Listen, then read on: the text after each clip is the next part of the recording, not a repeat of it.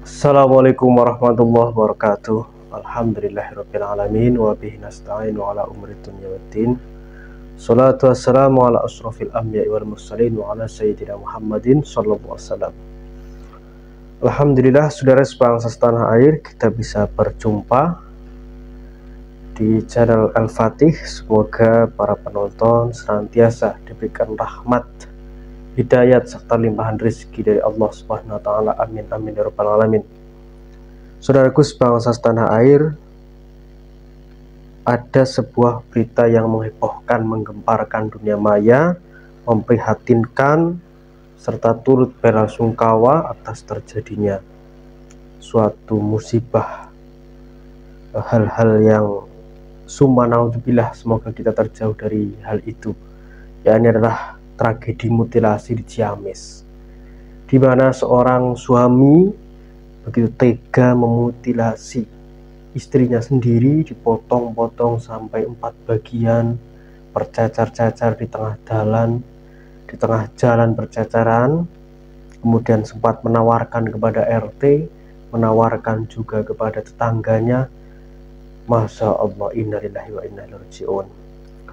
Saudaraku sebangsa setanah air, sebenarnya saya ingin mengupas daripada berita ini setelah berita itu terjadi ya, tetapi qadarullah, karena informasi yang simpang siur yang masuk ya, saya nggak berani ya. Dan juga saya juga mencari apa penyebab sebenarnya, karena ketika berita itu muncul, memang yang sebenarnya terjadi adalah terkait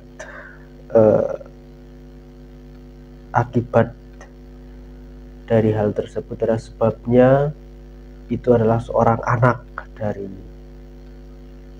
orang tersebut itu terlilit utang pinjol. Nah, itu yang berita yang dipertanyakan juga, apakah anak yang pertama atau yang kedua, karena yang pertama itu sudah berumah tangga, kemudian yang kedua masih kelas 2 SMK. Yang jadi pertanyaan, kalau kelas 2 SMK kok hutang pinjolnya sampai 150 juta rupiah, itu nggak gila itu. Kalau yang sudah berumah tangga itu sih agak masuk akal sedikit ya, tetapi sampai sekarang beritanya belum ada klarifikasi atau suara dari anak pertama ini. Baru saya menemukan berita dari anak yang kedua itu, yang 2 SMA itu, katanya shock dan sempat juga menangis melihat tragedi tersebut. Karena terjadi itu jam 7:30.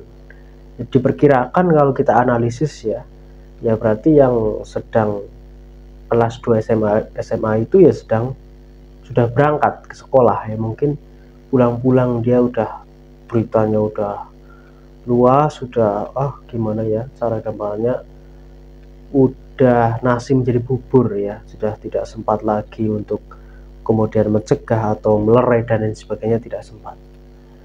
Dan konon saudara sebangsa setanah air, berita juga datang katanya beberapa hari sebelumnya memang terjadi cekcok, dan juga sempat puskesmas dari rumah sakit itu mendatangi rumah tersebut untuk mengecek daripada psikis seorang suami itu. Jadi begitu beratnya apa yang dialami oleh keluarga tersebut sehingga terjadi hal tersebut ya. Dan juga mirisnya juga, istrinya itu mau berangkat untuk melakukan pengajian. Nauzubillahi min dzalik. Ya, kalau kita analisis dari segi letak geografis di Ciamis, di desa itu memang agak sepi ya posisinya, dari jarak antara rumah ke rumah itu tidak terlalu dekat ya. Jadi agak tergolong ke pedalaman, ke pelosok ya, agak tergolong ke pelosok, sehingga ketika ada apa-apa ya mungkin tanggap daruratnya dari Kapolsek atau dari instansi yang mengurusi hal ini ya kurang cepat ya.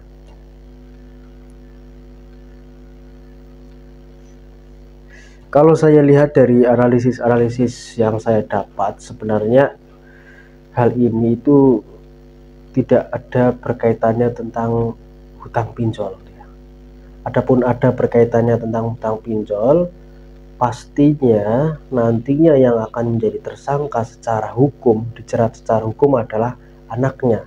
Tinggal kita nantikan anaknya yang nomor 1 atau yang nomor 2 yang dijerat secara hukum. Jadi kita tidak bisa memastikan penyebabnya akibat hutang 150 juta itu karena pinjol, karena kita belum menemui titik temunya, yakni adalah yang terjerat ya, entah itu anak pertama atau anak yang kedua. Kemudian juga ada berita datang ya, ini karena bangkrut usahanya ya. Karena bangkrut usaha itu sebenarnya kalau kita analisis dari segi perekonomian sebenarnya bisa bangkit ya. Kalau kita lihat juga cross check juga dari mulai rumahnya dan juga dari mulai depan rumahnya ya, itu kan ada 2 yang tersorting ya. Jadi ada yang rumah kemudian depannya ada kijang, dan juga ada rumah yang sampingnya ada kandang kambing. Itu kalau kita dilihat dari segi fisik bangunan dan rumahnya yang sekitar situ itu kayaknya orang mampu ya. Apalagi ketika melihat misalkan penyebabnya adalah 150 juta, kayaknya bisa untuk mengganti hal tersebut. Tapi wallahu a'lam ya, karena kita tidak tahu dari segi dalamnya bagaimana, ada bagaimana kecarut marutannya daripada ekonomi itu. Jadi itu yang mungkin menjadi prihatin ya.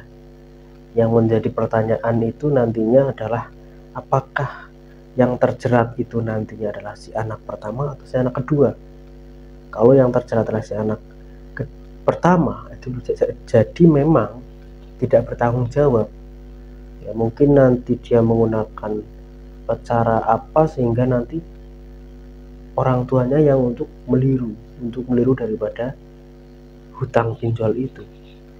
Jadi perlu diperhatikan bahwasanya hutang pinjol itu sangat luar biasa dahsyatnya, apalagi ini konteksnya dari judi.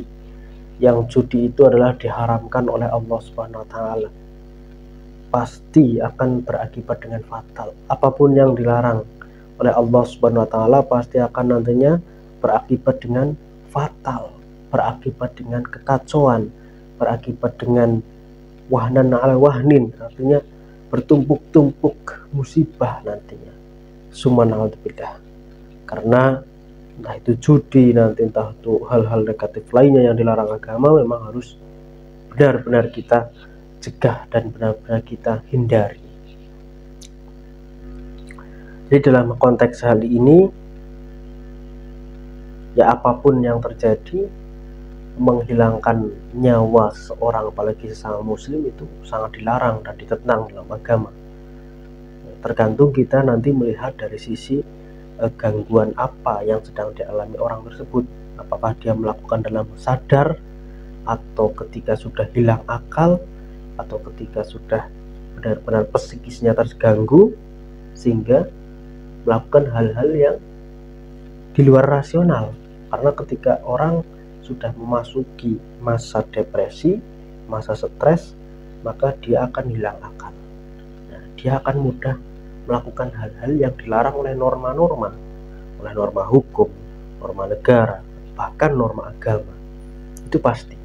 Tapi kalau orang itu dalam kondisi sehat akalnya, kemudian dalam kondisi benar-benar sadar, dia tahu siang malam, dia tahu senjata tajam, tumpul, itu benar-benar harus dihukum seberat-beratnya pelaku itu tersebut.